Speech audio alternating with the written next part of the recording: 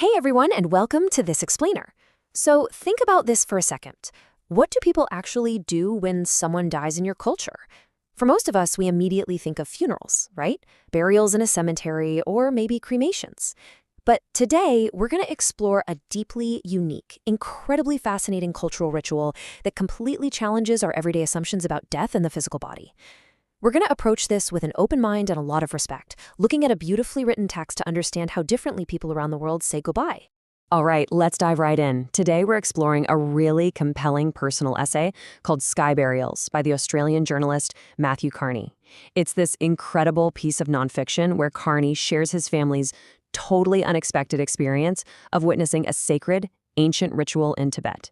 Now, for those of you studying this in grade 9 English, pay close attention because this text is a brilliant example of how vivid, descriptive writing can actually bridge the gap between entirely different cultures. Here is our roadmap for today. First up, a different kind of goodbye. Second, the soul's next journey. Third, witnessing the sky burial. And finally, a father's profound reflection. Okay, section 1, a different kind of goodbye. To really understand any ritual, you first have to understand where it takes place. So I want you to imagine standing surrounded by breathtaking, snowy mountains in the ancient monasteries of Tagung, Tibet. This is a very high-altitude, deeply spiritual landscape. The Carney family was traveling through this incredibly remote region, a place where the air is literally thin and the culture is steeped in centuries of unbroken tradition. It's absolutely crucial to picture this isolated, majestic environment because the geography itself plays a massive role in why sky burials even exist in the first place. So while trekking through these mountain passes, which were beautifully adorned with all these vibrant prayer flags, the Carney family literally stumbled upon something extraordinary. Now, you have to understand, outsiders are almost always forbidden from seeing this, but guided by the sound of chanting nuns, they somehow came across a secret funeral ritual. Just imagine that for a second. You're just on a regular family hike and suddenly you're invited into one of the most private and sacred cultural practices on Earth.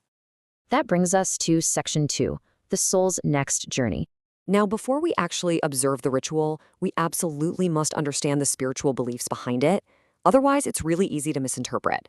And the crucial point here revolves around one specific word: reincarnation. In Tibetan Buddhism, death is not the end. Not at all. It is merely a transition. Reincarnation is the rebirth of the soul into a new body after death. The Tibetans believe that the person who has passed away is simply moving on to their next life. And let me tell you, this belief completely changes how you view a physical body once a person has died. There's a really striking contrast here.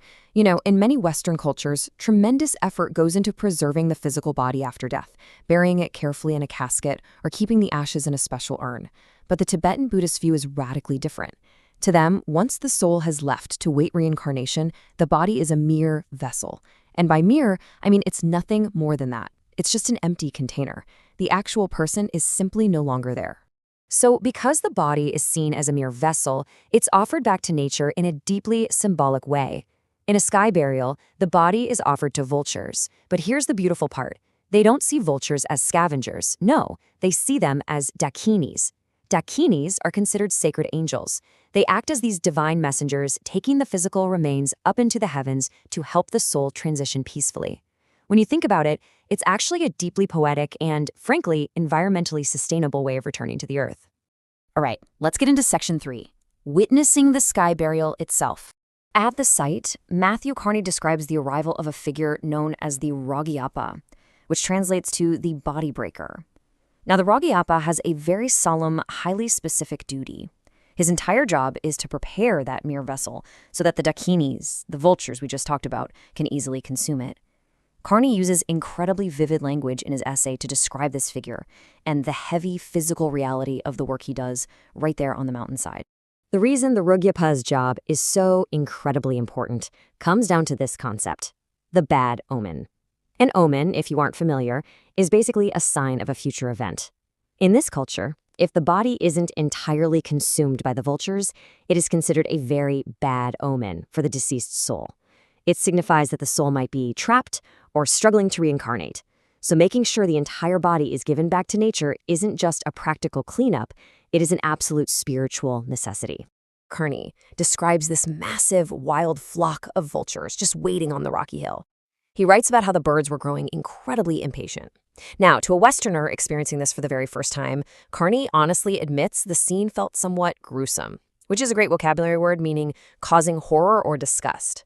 And honestly, it's totally natural to feel that way when your own cultural norms are being challenged so drastically. But you have to remember, to the Tibetans standing there, this is a sacred, beautiful moment of spiritual release. Once the ritual actually begins, the energy completely shifts. Carney's descriptive language here is just powerful. He notes how the massive birds swarmed the area in an absolute wild frenzy, kicking up massive clouds of dust as they descended. The Rojiyapa even has to use tools, like a heavy mallet, to help pulverize the remains, meaning to crush them completely, just to ensure literally nothing is left behind. This is what ensures that bad omen is avoided and that the soul is successfully carried up into the heavens by the Dakinis. Moving on to our final section, Part 4, A Father's Profound Reflection. What's really fascinating to me is the stark contrast in how the different family members actually reacted to this. Matthew Carney himself felt this complicated mixture of horror and deep fascination. He was really wrestling with his own cultural biases. His older kids, though, they showed incredible maturity. They just took it in their stride, staying totally calm and observant. And his 6-year-old son, he was completely engrossed, meaning fully, totally absorbed by his iPad. His mother had wisely handed it to him to shield his young innocence from a very intense scene he just wasn't ready to process yet. For Matthew Carney, the entire experience was, in a word, profound. This is an excellent word to add to your vocabulary right now. Profound means having a very deep, intense, or lasting effect on a person. He didn't just watch some strange event and walk away unchanged. It completely shifted his worldview. That initial shock he felt transformed into this deep, lasting respect for how this ancient culture gives profound, beautiful meaning to the cycle of life and death. By the end of the day, a deep calm settled over the mountain. Carney looked around at the peaceful Tibetan elders, the circling vultures up in the sky, and his own calm kids. He felt this overwhelming sense of pride in his children's maturity, because instead of fear, a great sense of peace settled over them. They learned firsthand that while the method, the sky burial itself, might look gruesome from the outside, the intention behind it is entirely grounded in love, respect, and ultimate spiritual freedom. Well, that brings us to the end of our explainer. I really hope you walk away today with a bit more curiosity for the incredibly diverse world we live in. I want to leave you with this one thought to chew on. What can we learn about life by understanding how different cultures say goodbye to the dead?